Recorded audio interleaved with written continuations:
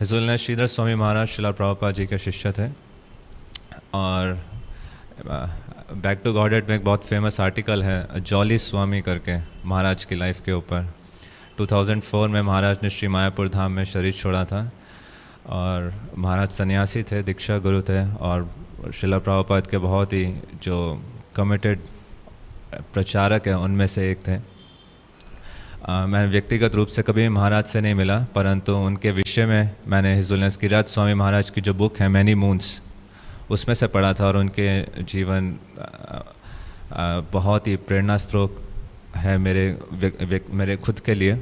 अगर आप श्री मायापुर धाम में जाएंगे तो वहाँ पे समाधि एरिया में महाराज की समाधि भी है। और आज के दिन बहुत सारे जो महाराज के गॉड ब्रदर्स हैं दंडवत्स.com पे उनकी ऑफरिंग्स भी आती हैं उनकी मेमोरीज़ को लेके। तो ऐसे ही सिर्फ कुछ इसमें से जो अंश, सारा तो नहीं पढ़ पाएंगे महाराज के बारे में, परंतु आप जानते हैं भीष्मा डिपार्टमेंट क्या है? आपने सुना है इस्कॉन में भीष्मा डिपार्टमेंट? किसी को भीष्मा की फुल फॉर्म पता है? ये 1991 में महाराज ने स्टार्ट किया था। महाराज मुख्यतः बॉम्बे टेम्पल में सर्व किया था इंडिया में, जब शिला प्रभुपाद ने कई डिसाइपल्स को इंडिया बुलाया था। तो भीष्मा यानी भक्ति Vedanta information services and mailing, ये फुल फॉर्म है भीष्मा डिपार्टमेंट के। तो ये महाराज ने स्टार्ट किया था मुंबई में। तो ये एक फंड रेजिंग प्रोग्राम था। इसमें क्या करते थे, जितने भी डोनर्स हैं, लाइफ मेंबर्स हैं, इनको मेल चिट्ठी लिखा करते थे और उनको बताते थे ये डोनेशन सर्विसेज हैं, अगर आप चाहें तो इसके रिप्लाई में कुछ अमाउंट सेंड कर सकते हैं। तो जब महाराज ने प्रोग्राम स्टार्ट किया, सब ने बहुत महाराज को डिस्करेज किया कि ऐसे थोड़ी होता है, ये कौन सा प्रोग्राम चलने वाला है। आप इस प्रोग्राम को चलाने की कॉस्ट सिर्फ 2 लाख रुपए थी उस समय। इतने अमाउंट स्पेंड करके आप सबको ब्लाइंडली लेटर्स भेज रहे हो और ये भी नहीं पता कि वापस कोई रिप्लाई करेगा नहीं करेगा। बट महाराज ने फिर भी इसको पुश किया। गिरिराज महाराज लिख रहे हैं, Srila Prabhupada had said to preach means to take risk. प्रचार का मतलब यह है रिस्क उठाना। तो महाराज ने जैसे ही फर्स्ट ये प्रोग्राम लॉन्च किया, ये बहुत ही अच्छा सक्सेसफुल रहा और सब्सिक्वेंट ईयर्स ये और डेवलप होता रहा। उसके बाद महाराज को स्पेशली इनवाइट किया जाता था अलग अलग मंदिर में कि उन्होंने ये मेलिंग सर्विसेज कैसे स्टार्ट की, हमारे लिए हमें भी इसको सिखाएं। और उसके बाद महाराज ने एक और इनिशिएटिव लिया, वैदिक एकेडमी ऑफ स्पिरिचुअल टेक्नोलॉजी। जितने भी कॉरपोरेट सेक्टर्स में जाके प्रीचिंग करते हैं, तो महाराज इसके पायनियर थे। उन्होंने स्टार्ट किया था कि अलग अलग कलरफुल मल्टीमीडिया प्रेजेंटेशन से, आजकल तो बहुत कॉमन है बट उन दिनों में 1985 के ऑनवर्ड्स, उस समय ये सारी टेक्नोलॉजी को यूज़ करके अलग अलग कंपनीज में जाके महाराज सेमिनार्स दिया करते थे। और महाराज का जब महाराज को इंडिया में बुलाया गया मुंबई में सर्व करने के लिए विशेषकर, तो गिरिराज महाराज वहाँ पे टेंपल प्रोजेक्ट लीड कर रहे थे। तो वो बता रहे हैं कि शिला प्रभुपाद चाहते थे श्रीधर महाराज वहाँ का जो कंस्ट्रक्शन मटेरियल है उसको ओवरसी करें। तो कहते शिला प्रभुपाद सोचते थे कि महाराज की बॉडी बहुत हैवी है, तो इनके सामने कोई गड़बड़ी नहीं करेगा कंस्ट्रक्शन मटेरियल की। तो गिरिराज महाराज को उन्होंने कहा कि उनको जब कहो कि ये सेवा के लिए, तो ये गिरिराज महाराज को कहते थे no tell Prabhupada I want to preach. But Prabhupada चाहते थे कि ये वो सेवा करें। फिर दोबारा तो गिरिराज महाराज कह रहे मैं बार बार टू एंड फ्रो करता रहा। तो ये उनकी इवेंचुअली फिर प्रभुपाद ने, सबको डाउट था कि एक तो फॉरेनर है और भारत में कितना कैसे प्रचार कर पाएंगे। बट महाराज की इतनी प्रगाढ़ इच्छा थी प्रचार की कि जीवन के अंतिम दिनों में भी, जब महाराज को हेपेटाइटिस सी हो गया था और लिवर का सीरियस बहुत बिल्कुल फैटल कंडीशन थी, उस कंडीशन में भी महाराज का जो मूड था कि कैसे मैं प्रचार कर सकता हूँ। महाराज प्रचारक थे। और बता दें कि श्रीधर महाराज ने लाइफ मेंबरशिप प्रोग्राम को भी लीड किया। उस समय 4 भक्त होते थे मुंबई में जो ये लाइफ मेंबरशिप प्रोग्राम को लीड करते थे, श्रीधर महाराज, लोकनाथ स्वामी महाराज, जगत पुरुष प्रभु और हरिदास प्रभु, जो बाद में कृष्णा कॉन्शियस टेलीविज़न प्रोग्राम के प्रोड्यूसर बने। और महाराज का इतना हंसमुख व्यवहार होता था कि सीरियस से सीरियस कंडीशन में महाराज कुछ ऐसा बोल देते थे कि पूरा का पूरा एनवायरनमेंट हंस पड़ता था। तो उस समय जब श्रील प्रभुपाद प्रकट हुए थे, उन्होंने 12 लोगों को दिया था कि वो कौन आगे दीक्षा देंगे, और बाद में कुछ नाम ऐड हुए थे। तो उस समय महाराज ने संन्यास ले लिया था और उनके दीक्षा गुरु की बात चल रही थी। तो गिरिराज महाराज शेयर कर रहे हैं कि एनवायरनमेंट बहुत स्ट्रिक्ट होता था उस समय किसी नए एंट्रीज के लिए। तो गिरिराज महाराज उस समय कह रहे हैं कि एक स्टेज पे उन्होंने जो किया, that I want only 3 disciples, 1 to cook, 1 to do my laundry and 1 to collect for me. तो उसके बाद महाराज को दीक्षा की ये सेवा दी गई। और महाराज लिख रहे हैं कि महाराज ने अपने लाइफ के कुछ मिशन स्टेटमेंट्स बनाए हुए थे जो पब्लिश किए बाद में आर्टिकल में। तो महाराज के जो मिशन स्टेटमेंट है उससे महाराज का मूड का पता लगता है। उसमें से मैं सारे तो नहीं पढ़ रहा, बट कुछ मिशन स्टेटमेंट में आपको 9-10 मिशन स्टेटमेंट हैं।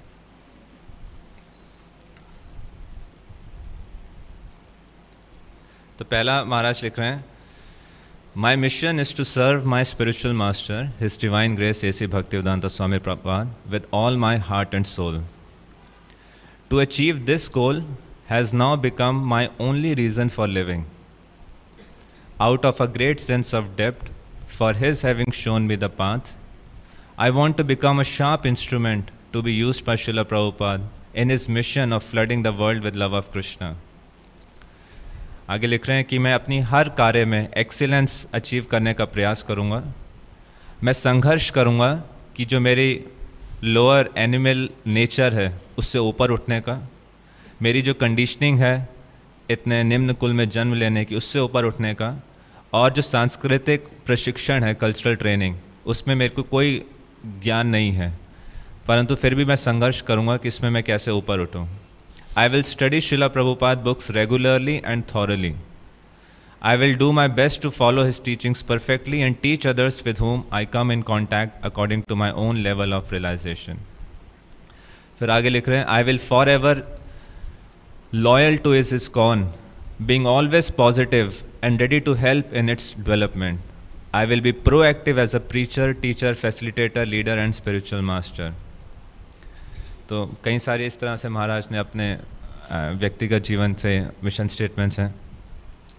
और विशेषकर अंतिम दिनों में इजुलनेस गिरिराज महाराज शेयर करते हैं कि उनका पूरा का पूरा जो मूड है वो हो गया था कि कैसे गॉड ब्रदर्स की सेवा करनी है।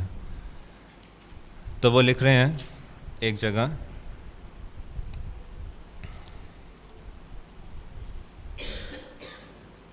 ये एक reflection his holiness Niranjan Swami Maharaj share कर रहे हैं। उन्होंने एक लेटर लिखा था गिरिराज स्वामी महाराज को, जिसमें वो बता रहे हैं कि जो जैसे मैं श्रीधर महाराज को स्मरण करता हूँ, एक पर्टिकुलर इंसिडेंट मुझे बहुत याद आता है। तो जब महाराज मायापुर में थे अंतिम दिनों में, तो रोज़ उनके रूम में कीर्तन होते थे। महाराज बेड पर लेटे होते थे और सारे disciples, well wishers, God brothers आके रोज़ वहाँ पे घंटों तक कीर्तन होता था। निरंजन स्वामी महाराज प्रतिदिन उसको अटेंड किया करते थे। तो एक दिन उन्होंने महाराज को मैसेज भिजवाया कि क्षमा कर दीजिए, आज मैं नहीं आ पाऊँगा और मेरे सिर में बहुत ज़्यादा दर्द हो रहा है। तो जब महाराज ने वो संदेश भिजवाया तो महाराज ने सोचा कि एक तरफ मैं हूँ कि मेरे सिर में दर्द हो रहा है और इसलिए मैं कीर्तन में नहीं जा रहा, और एक तरफ श्रीधर स्वामी महाराज है जो ऐसी अवस्था में है जिसकी कोई तुलना ही नहीं है सिर दर्द से, वो प्रतिदिन वहाँ बैठ के कीर्तन कर रहे हैं। तो महाराज को फिर लगा कि नहीं, मेरे को जाना चाहिए। तो महाराज गए वहाँ पर। तो जैसे श्रीधर स्वामी महाराज बेड पे लेटे तो उन्होंने देखा निरंजन स्वामी महाराज आए हैं, तो उन्होंने उनको इशारा किया कि आप आके मेरे बेड पे बैठो। तो सभी ने रास्ता दिया, महाराज गए बेड पे बैठे। और उसके बाद महाराज ने अपने सेवक को कहा कि जो पेन किलर बाम होता है, टाइगर बाम लिख रहे हैं, उसको लेके आओ। और महाराज ने पर्सनली कई मिनट तक निरंजन स्वामी महाराज को वो मसाज किया। और तो निरंजन स्वामी महाराज कह रहे हैं, जब भी मैं महाराज के बारे में स्मरण करता हूँ या लिखता हूँ तो तुरंत मेरी आंखों में आंसू आ जाते हैं कि महाराज का ऐसा प्रेममय व्यवहार था। और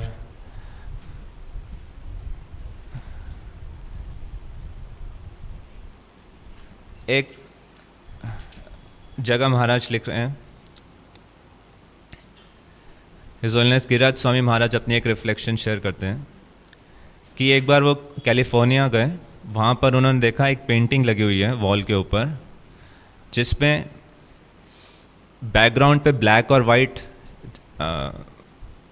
चेक बॉक्सेस थे, जैसे इस्कॉन वृंदावन में उसमें फ्लोरिंग था ब्लैक और वाइट, और उसके ऊपर से हृदय निकला हुआ है, एक हार्ट निकला हुआ है।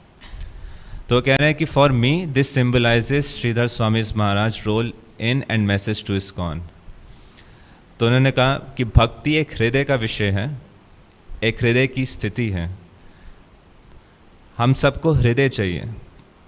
श्रीधर स्वामी महाराज ने एक बार उनसे शेयर किया कि इस्कॉन में हृदय की कमी है और तब तक ये सफल नहीं होगा जब तक इसके पास हृदय ना हो।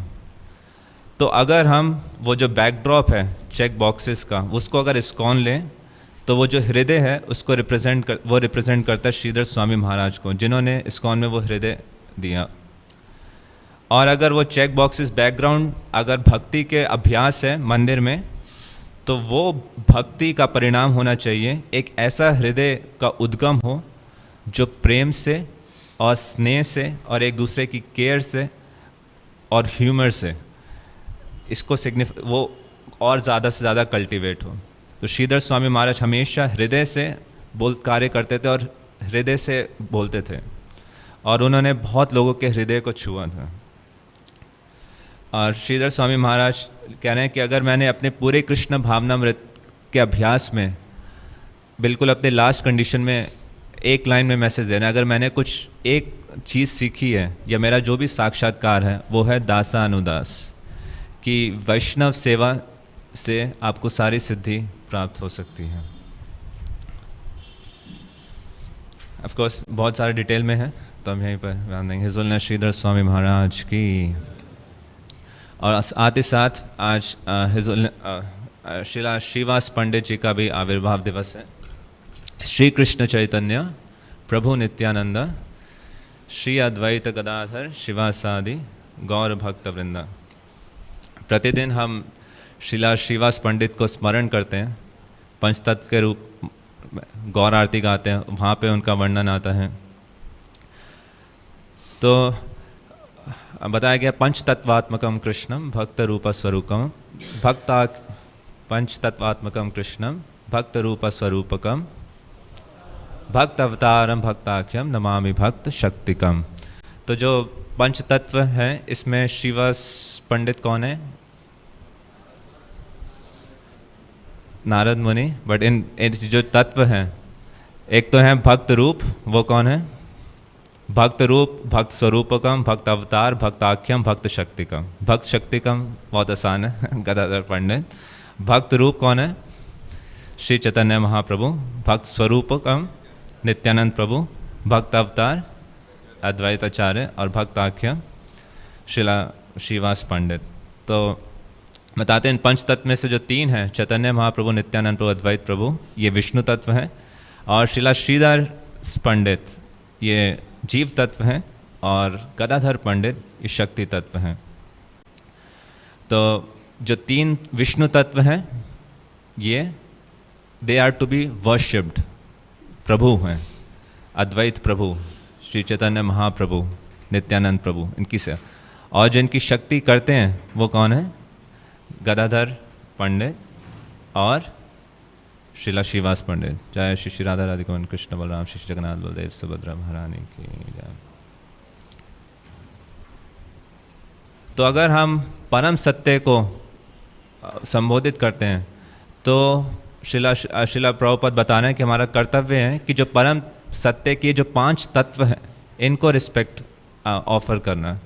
इनको पूछने से, जैसे श्रीला कृष्णदास कविराज कहते हैं, वंदे गुरुन ईश भक्ता ईशम ईशवत्कारका तत्प्रकाशम शक्ति कृष्ण चैतन्य संगकम।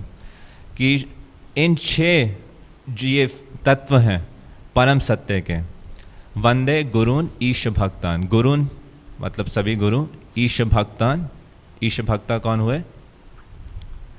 वंदे गुरुन ईश भक्तान ईशम ईशवतारकान तत्प्रकाशम सत्शक्ति, कि स्वयं भगवान श्री चैतन्य महाप्रभु, उनके ईश भक्तान मतलब उनके सारे भक्त, तत्प्रकाशम उनके सारे के सारे विस्तार, शक्ति उनकी सारी की सारी शक्ति, और उनके वंदे गुरुन ईश भक्ता ईशम ईश अवतार का तत्प्रकाशन तत्शक्ति कृष्ण चैतन्य संग, और श्री कृष्ण चैतन्य।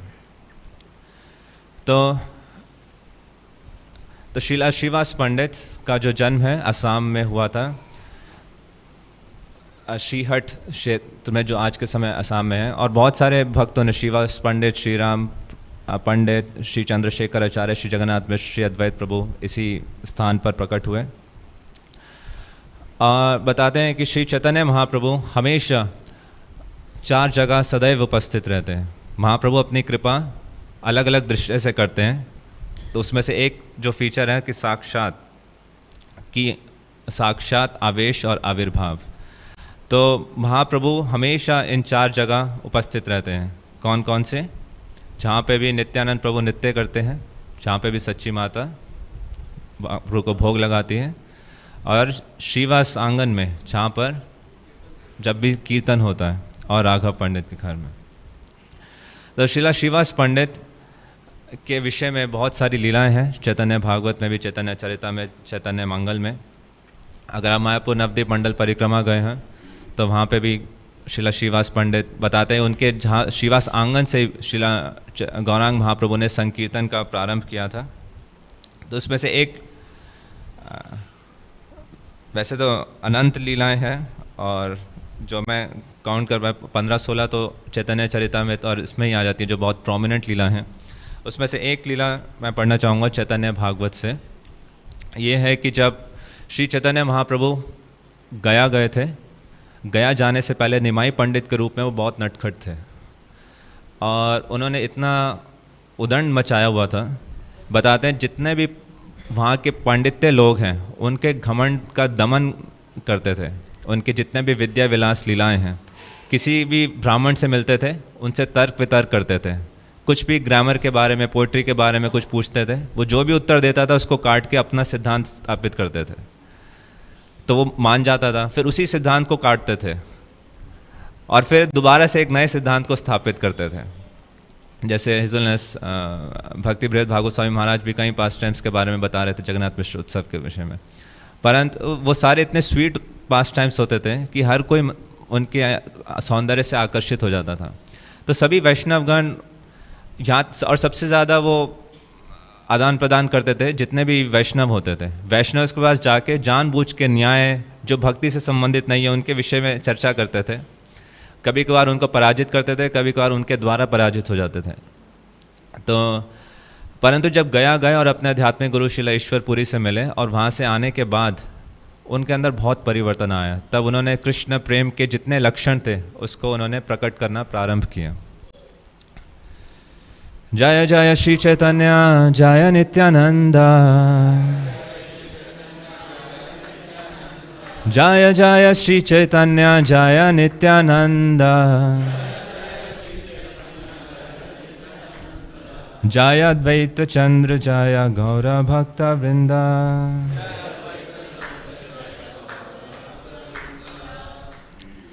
तो जब महाप्रभु गया से वापस आ गए और सारे वो कृष्ण प्रेम के लक्षण प्रकट कर रहे हैं, तो सच्ची माता को बहुत चिंता हुई, क्योंकि वो क्या लक्षण प्रकट करते थे।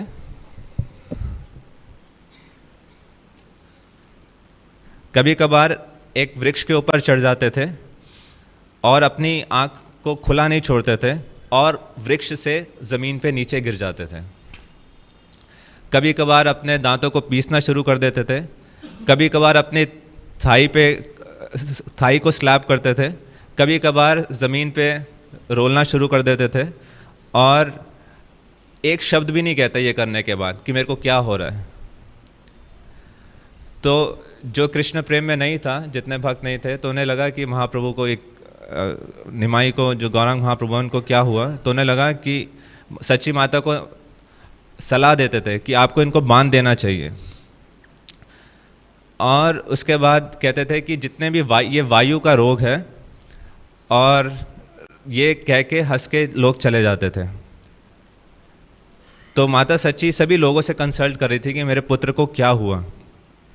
तो किसी ने कहा कि तुम एक मूर्ख ब्राह्मण की पत्नी हो, तो ये सब हमसे क्यों पूछ रही हो। किसी ने कहा कि पूर्व वायु है जिसने शरीर में ऐसा विकार उत्पन्न किया है, इनको नारियल का दूध पिलाओ जिससे ये वायु का रोग ठीक हो जाएगा। किसी ने कहा कि तुम्हारी कमज़ोर दवाई क्या करेगी, तुम्हें इसको शिव घी देना चाहिए जिससे ये वायु रोग ठीक होगा। कोई उनको बोलता था कि पाक तेल लगाओ सर पर और उससे उसको स्नान कराओ, तब इसका पागलपन ख़त्म होगा। तो माता सच्ची को ये सब सुन के बहुत चिंता होती थी उनके बारे में, तो उनको समझ नहीं आ रहा था कि क्या करूं। तो उन्होंने अपना मन तन शब्द भगवान कृष्ण को समर्पित किया और उनकी शरण ग्रहण की। फिर उन्होंने श्रीवास पंडित को एक पत्र लिखा और उनको बुलाया। तो जब श्रीवास पंडित आए तो श्री चैतन्य महाप्रभु तुरंत ध्यानपूर्वक उठकर बैठ गए और उनके सामने उनको प्रणाम किया। एक भक्त को देखकर श्री चैतन्य महाप्रभु के अंदर दोबारा से कृष्ण प्रेम के विकार उत्पन्न हुए और उनके रोम पे जितने बाल थे वो बिल्कुल खड़े हो गए। और अपने भक्त को देखकर उन्होंने क्या किया, वो श्रीवास पंडित ने आए, वहाँ पे तुलसी की परिक्रमा दे रहे थे और ये देखकर वो मूर्छित हो गए। कुछ समय बाद महाप्रभु को होश आया और वो ज़ोर ज़ोर से क्रंदन करने लग गए और एक जगह स्थित नहीं रह रहे थे। ऐसे चीज़ें देखकर श्रीवास पंडित ने हृदय में सोचा, ये तो कृष्ण प्रेम के लक्षण हैं। कौन मूर्ख इनको कह रहा है कि ये वायु रोग है। और अपनी बाह्य चेतना में जब महाप्रभु आए तो उन्होंने श्रीवास पंडित को कहा, ओ पंडित, तुम्हें क्या लगता है मेरी जो बीमारी है उसका क्या कारण है। कुछ लोग कहते हैं कि मुझे वायु रोग है और मुझे बांध देना चाहिए। पंडित तुम बताओ तुम्हारे हृदय में क्या चल रहा है। तो श्रीवास पंडित मुस्कुराए और उन्होंने कहा कि आपका जो पागलपन है बहुत अच्छा पागलपन है। मैं आशा करता हूँ कि कभी मैं भी इस तरह पागल हो सकूँ। और मैं देख रहा हूँ आपके शरीर में कृष्ण प्रेम के सारे लक्षण उत्पन्न हैं। भगवान कृष्ण ने आप पे बहुत दया की है। तो श्रीवास पंडित के मुख से ऐसे जब शब्द सुने महाप्रभु ने, उन्होंने तुरंत आलिंगन कर लिया और महाप्रभु ने कहा कि हर कोई कहता है कि मेरे को वायु रोग है, वायु ठीक नहीं है, परंतु तुमने मुझे बहुत उम्मीद दी है। अब मेरा जो जीवन है बहुत ही महान बन गया है। अगर तुम भी मुझे कहते कि मुझे वायु रोग है तो मैं गंगा में जाके डुबा देता। तो फिर श्रीवास ने कहा, ब्रह्मा शिवा सनक कुमार जितने भी ऋषिगण देवता ये सारे कृष्ण प्रेम के लिए ललायित हैं जो आपके पास हैं। आइए हम सब मिलकर भगवान के नाम का उच्चारण करें। जो भी पापमय और नास्तिक लोग हैं उनको जो उनकी इच्छा उनको कहने दीजिए, उनकी परवाह किए बिना। तो फिर श्रीवास पंडित ने सच्ची माता को कहा, आपके हृदय में जितनी भी चिंता है उनको चकनाचूर कर दीजिए। ये भगवान कृष्ण के प्रति महान भक्ति है। अन्य लोगों को इस सत्य के बारे में नहीं पता। और फिर प्रतिदिन मिलके वहाँ पे संकीर्तन होने लगा, विशेषकर श्रीवास आंगन में। तो उसके बाद जितने भी नास्तिक लोग थे उनके संकीर्तन से क्या होता था, उनकी नींद खुल जाती थी। महाप्रभु ऐसे ऐसे लक्षण उत्पन्न करते थे, जोर जोर से बोलते थे, हरि हरि हरि हरि। लोगों के घर के बाहर जाके जोर जोर से उच्चारण करते थे और महाप्रभु की जो ध्वनि है उससे लोगों की नींद खुल जाती थी। तो लोगों ने कहना शुरू किया कि दिन और रात जो सच्ची का ये जो पुत्र है ये इतनी ज़ोर ज़ोर से नाम उच्चारण करता रहता है। तो भक्तों का जितना दुख था वो तो कम हो रहा था, परंतु जितने भी भौतिकवादी लोग थे वो बहुत उनको गुस्सा आ रहा था और बहुत फ्रस्ट्रेशन हो रही थी। किसी ने कहा, देखो किस प्रकार का पागलपन इन लोगों को छा गया है। किसी ने कहा कि हम रात में सो भी नहीं सकते। किसी ने कहा कि जितना भी ये ज़ोर ज़ोर से चिल्ला रहे हैं इससे भगवान गुस्सा हो जाएंगे और तब इन सब लोगों का विनाश हो जाएगा। किसी ने कहा ये लोग दर्शन को तो चर्चा नहीं कर रहे और आपस में ज़ोर ज़ोर से गा रहे हैं। किसी ने बोला किस विषय के बारे में गा रहे हैं, ये सारा जो कॉन्स्पिरेसी है ये श्रीवास ब्राह्मण के द्वारा नियोजित है। किसी ने कहा क्योंकि इनको कुछ खाना मिल सके इसलिए चार भाई मिलकर कृष्णा बोलते रहते हैं पागलपन की तरह। किसी ने कहा क्या मन में बोलने से नहीं होता, ज़ोर ज़ोर से ज़रूर बोलना है। फिर किसी ने बोला कि श्रीवास पागल हो गया, ये पूरे देश का नाश कर देगा। फिर कोई बोला कि मैंने आज सुना है कि राजा के दरबार में राजा ने निर्देश दे दिया है कि नौका भेज दी है इस जगह के लिए, वो आएंगे और कोई भी नदिया में भगवान का नाम ले रहा होगा उसको गिरफ्तार कर लेंगे और उसको राजा के समक्ष पेश करेंगे। उस समय श्रीवास तो भाग जाएगा और हमारा नाश हो जाएगा। और किसी ने कहा कि मैंने तुम्हें पहले से ही कहा है कि श्रीवास के घर को उठा के गंगा में फेंक दो। किसी ने बोला तुम्हें लग रहा था कि मैं उस समय मजाक कर रहा हूँ, अब देखो हम सबका कैसे नाश होगा। किसी ने कहा कि इसकी वजह से हम सब पे क्यों विपदा है, हमें खुद ही श्रीवास को पकड़ के अरेस्ट करके राजा को दे देना चाहिए। और ये बात का पूरे राज्य में फैल गई कि राजा ने सैनिक भेजे हैं सबको गिरफ्तार करने के लिए। इस प्रकार का पूरा माहौल बन गया। और तो जितने वैष्णवगण थे उन्होंने सोचा कि हम तो भगवान कृष्ण को स्मरण करेंगे, वो हमें इस खतरे से मुक्त करेंगे, जो भी कृष्णचंद्र चाहें वो ही होगा। तो परंतु श्रीवास पंडित बहुत कोमल हृदय के थे और बहुत उदार हृदय के थे। तो जब उन्होंने ये सब बातें सुनी तो उन्होंने लगा कि ये सब सच है। उसके बाद उन्होंने मुस्लिम राजा जो था श्रीवास बहुत हृदय में उनके प्रति भयभीत हो गया। और श्री चैतन्य महाप्रभु वो सब भक्तों के हृदय को जानते हैं। तो फिर महाप्रभु जो बताते हैं कामदेव से भी ज़्यादा सुंदर थे, जिनका तीनों लोक में सौंदर्य में कोई भी कंपटीशन नहीं था, और अभय मुद्रा में पूरे नवद्वीप में घूमा करते थे। उनके हर अंग पर चंदन लगा हुआ था, उनके होठ लाल थे, उनके जो नेत्र हैं कमल समान थे, उनके जो बाल हैं केश हैं वो घुंघरालू थे, उनका जो पूरा का पूरा मुख है वो चंद्रमा के समान था, उनके जो शोल्डर पे जनेऊ सुशोभित था। तो वो गए श्रीवास पंडित पे जाके उन्होंने ज़ोर ज़ोर से नॉक किया और वहाँ गए और उन्होंने श्रीवास पंडित को बोला तुम किसकी आराधना कर रहे हो, तुम किस पर ध्यान लगाते हो, देखो जिसकी भी तुम आराधना कर रहे हो वो व्यक्ति स्वयं तुम्हारे पास आया है। और फिर श्रीवास ने देखा कि एक उज्जवल रूप जो बिल्कुल अग्नि की प्रकार प्रकाशमान है। उन्होंने चारों दिशाओं में देखा तो उन्होंने देखा कि श्री चैतन्य महाप्रभु वीरासन योग मुद्रा में बैठे हैं, उनकी चार भुजाएं हैं, शंख चक्र गदा पद्मा उन्होंने धारण किया हुआ है और बिल्कुल सिंह की तरह उन्होंने गर्जना की। और उन्होंने बोला, श्रीवास पंडित ये देखकर बहुत ही अचंभित हो गए। उन्होंने कहा, हे श्रीवास, कितने दिनों तक तुम मुझे पहचान नहीं पाए, तुम्हारे उच्च संकीर्तन की वजह से मैंने वैकुंठ लोक छोड़ दिया है और अपने सभी परिकरों के साथ मैं अवतरित हुआ हूँ। मुझे ना जानते हुए तुम यहाँ स्थान छोड़कर शांतिपुर चले गए। और फिर भगवान की तरफ देखकर उन्होंने कहा कि मैं सभी भक्तों की रक्षा करूँगा, तुम कोई चिंता मत करो, मैं सभी असुरों का नाश कर दूँगा, अब तुम मुझे अपनी प्रार्थनाएं अर्पित करो। और उसके बाद श्रीवास पंडित अलग अलग प्रार्थनाएं अर्पित करते हैं। वो पहले सब जो ब्रह्मा जी ने प्रार्थनाएं अर्पित की उसके बारे में बताते हैं। नौमिद्यते भ्रा वपुष तदेदमराय गुंजावतंस परिपृच्छल सन्मुखाय वन्ये सृजे कवल नेत्र विशान वेणु लक्ष्मा श्रिये मृदुपदे पशुपांग जाया। हे प्रिय प्रिय भगवान, आप वही परम पुरुषोत्तम भगवान हैं जिनको मैं अपना प्रणाम अर्पित कर रहा हूँ। आपके जितने के ये रूप हैं ये ऐसे मेघ के समान है जो वर्षा करने वाला हो। मैं आप जो नंद महाराज के पुत्र हैं उनको प्रणाम अर्पित करता हूँ जो मेरे समक्ष ग्वाल बाल के रूप में खड़े हैं। ये ब्रह्मा जी का जो श्लोक उदित किया। फिर श्रीवास पंडित ये प्रार्थनाएं अर्पित कर रहे हैं।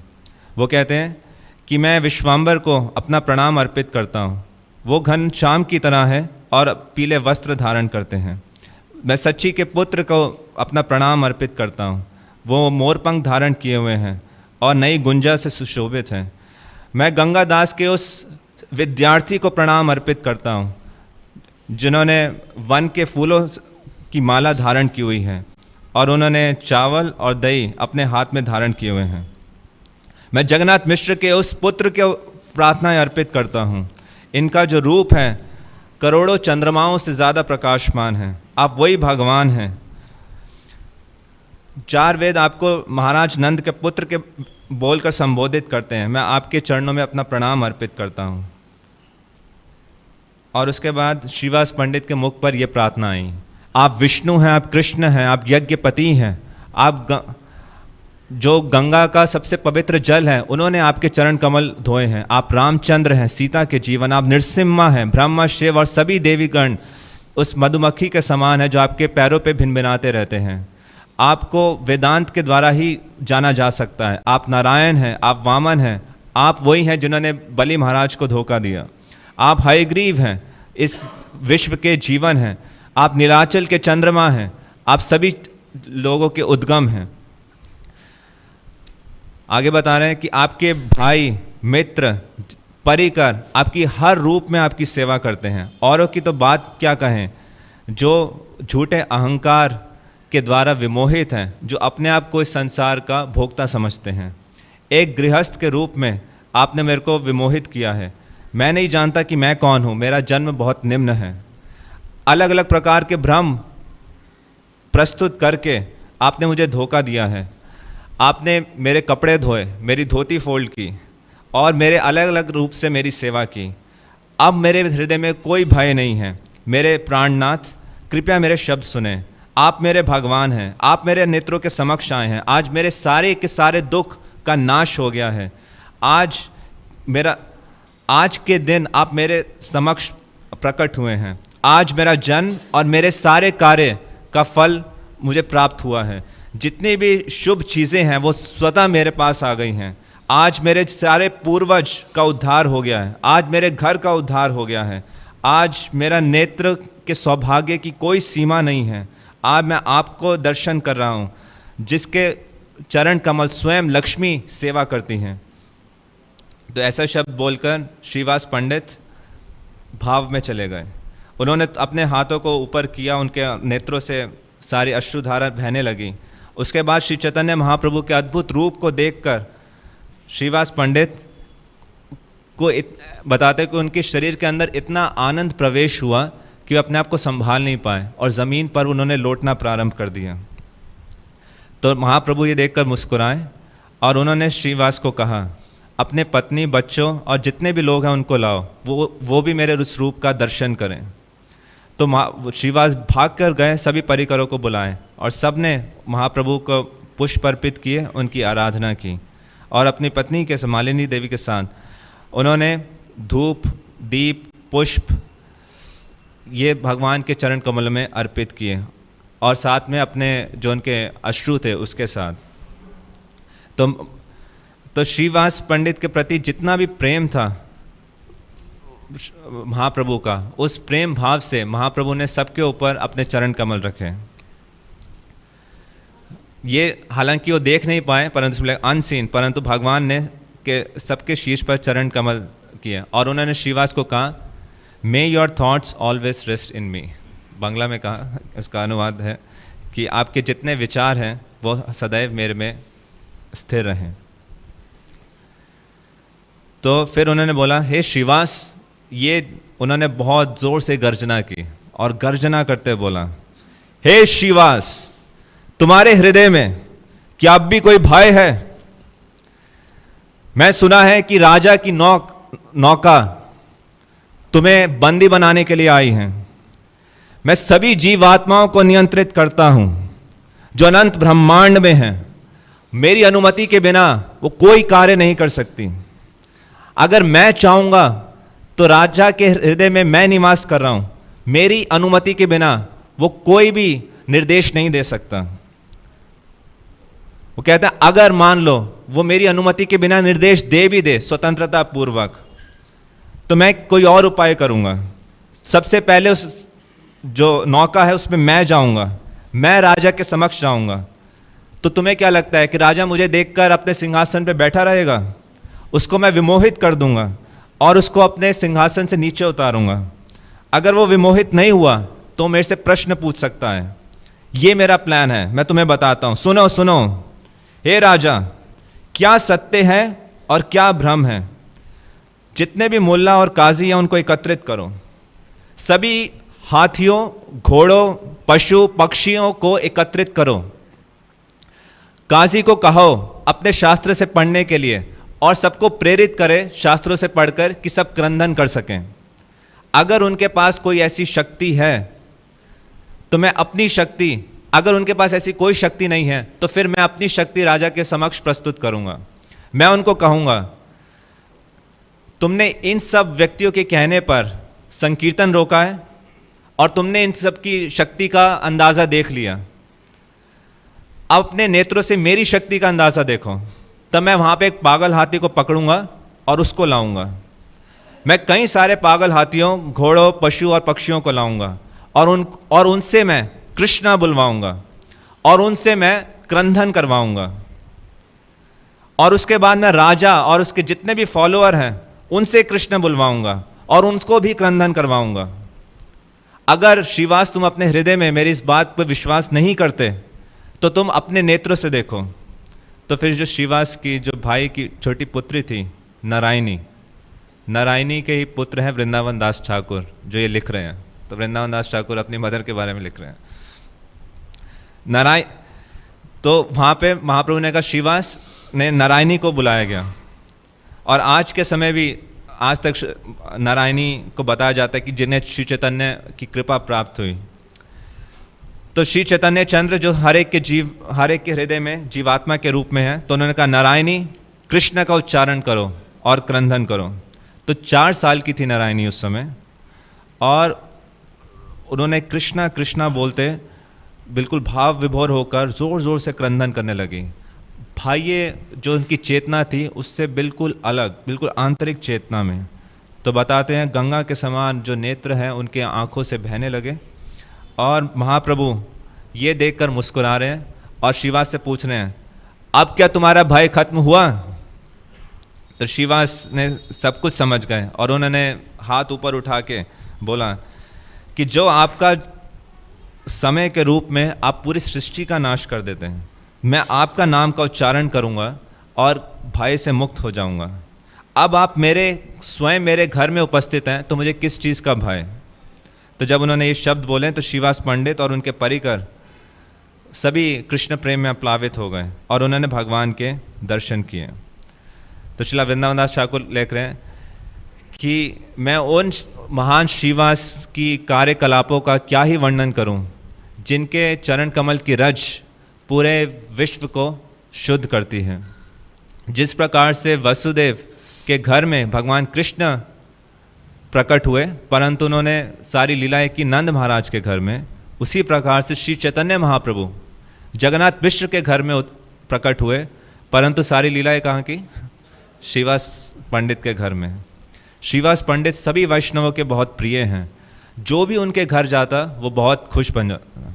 श्रीवास के जितने सेवक और सेविका हैं वो उन्होंने सभी भगवान के दर्शन किए, जिनका गुणगान स्वयं सारे वेद करते हैं। एक वैष्णव की सेवा करके व्यक्ति परम सिद्धि को प्राप्त कर सकता है। एक वैष्णव की कृपा से कोई व्यक्ति भगवान कृष्ण को प्राप्त कर सकता है। श्री चैतन्य महाप्रभु ने श्रीवास को कहा इस विषय में किसी को मत बताना। और फिर महाप्रभु अपने भाई चेतना में आए और बताते हृदय में उनको थोड़ा एम्बेरसमेंट हुआ और श्रीवास को सांत्वना देख के वो घर चले गए। और श्रीवास पंडित और उनकी पत्नी, उनके भाई, उनके सेवक, सारे लोग आनंद से भर गए। फिर श्रीवास पंडित बोल रहे हैं, जिस किसी ने भी श्रीवास की ये प्रार्थनाएं सुनी जो उन्होंने भगवान के रूप देखने पे अर्पित की, वे सब निश्चित रूप से भगवान कृष्ण के व्यक्तिगत सेवक बनेंगे। भगवान बलराम जो मेरे हृदय में परमात्मा के रूप में रहते हैं, उन्होंने मुझे ये आज्ञा दी है कि श्री चैतन्य महाप्रभु की लीलाओं का वर्णन करूं।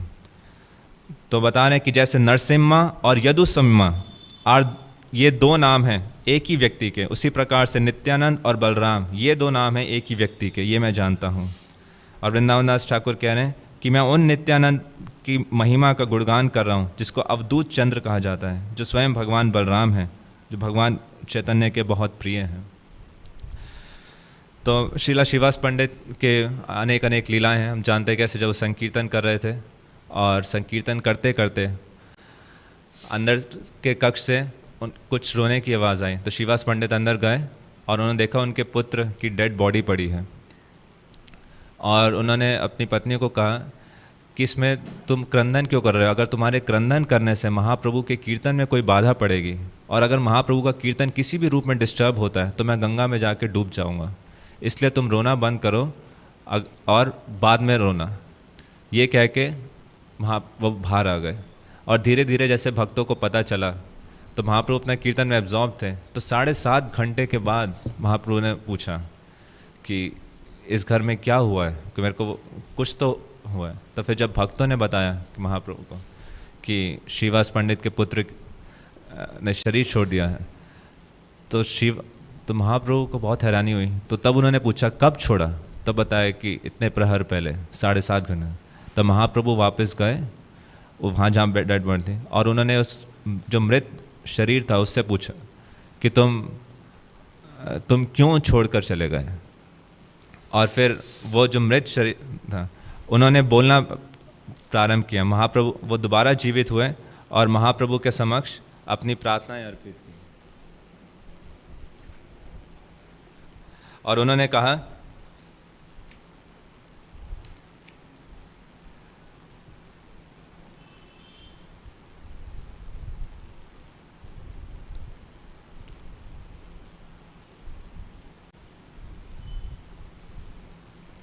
कि मेरा, जब श्रीवास पंडित ने कहा कि मेरा एक ही, भगवान ने पूछा कि मेरे हृदय में ये आंसू क्यों हैं, तो ये मेरा जो क्या श्रीवास पंडित के घर में दुख आ गया है। श्रीवास पंडित ने कहा कि मेरे पास कैसे दुख आ सकता है, आपका जो आनंदमय मुख है वो अगर मेरे घर में है तो मेरे घर में और क्या हो सकता है। फिर सभी भक्तों ने बताया, उनको सूचना दी और भक्तों ने कहा कि इस भय से कि आपके आनंद में कोई विघ्न ना पड़े, श्रीवास पंडित ने ये अपना दुख किसी को नहीं बताया। तो भगवान बहुत अचंभित थे और उन्होंने गोविंदा गोविंदा बोला और उन्होंने पूछा कि कैसे मैं आप सबका संग छोड़ सकता हूँ, कैसे मैं ऐसे व्यक्ति का सानिध्य छोड़ सकता हूँ जिसने मेरे से जो इतना प्रेम करता है कि अपने पुत्र की मृत्यु के विषय में भी उसने कोई चिंता नहीं की। इस प्रकार से चैतन्य महाप्रभु ज़ोर ज़ोर से क्रंदन करने लगे। तो श्रीवास पंडित श्रीला प्रभुपाद बताते हैं कि श्री चैतन्य महाप्रभु के आंदोलन में जो गृहस्थ हैं वो सारे महात्मा हैं और बताते हैं कि ऐसा नहीं है कि सिर्फ सन्यासी महात्मा होते हैं। जो श्री चैतन्य महाप्रभु स्वयं गृहस्थ थे, उन्होंने 2 विवाह किए। नित्यानंद प्रभु गृहस्थ में थे, अद्वैत प्रभु, श्रीवास प्रभु। तो श्रीला प्रभुपाद बता रहे हैं कि 12 महाजन में से 7 महाजन है जो गृहस्थ जीवन में थे और कैसे वो एग्जाम्पलरी महात्मा बन सकते हैं। जो श्रीवास पंडित हैं सभी भक्तों को रिप्रेजेंट करते हैं, जो जितने भी जीव तत्व हैं नारद मुनि के अवतार गौर गणेश दीपिका के हिसाब से हैं। तो आज उनकी हम स्मरण कर सकते हैं, उनका जो अलग अलग लीला हैं उन पर मनन करके, उनसे जो शिक्षाएं हैं उस पर स्मरण करके उनकी कृपा प्राप्त कर सकते हैं। उनके अनेक लीलाएं हैं कि कैसे वो अपना, उनका मेंटेनेंस फॉर्मूला था 3 बार ताली बजा के, जो श्रीवास आंगन में चांद काजी की जो लीला हुई, महाप्रभु एक बार उनको थप्पड़ भी मारते हैं कि जब वो अद्वैत आचार्य के बारे में पूछते हैं और अद्वैत आचार्य की तुलना वो करते हैं सुखदेव गोस्वामी और प्रहलाद महाराज से। और महाप्रभु ने उनको पर्सनली कहा कि चाहे लक्ष्मी जी को भिक्षा मांगनी पड़े ऐसा देना है, परंतु तुम्हारे घर में कभी भी गरीबी का प्रवेश नहीं होगा। जय श्रीला श्रीवास पंडित की जय। हरे कृष्णा कृष्णा कृष्णा हरे हरे, हरे राम राम राम हरे हरे। श्रीला प्रभुपाद की जय। Thank you. हरे कृष्ण।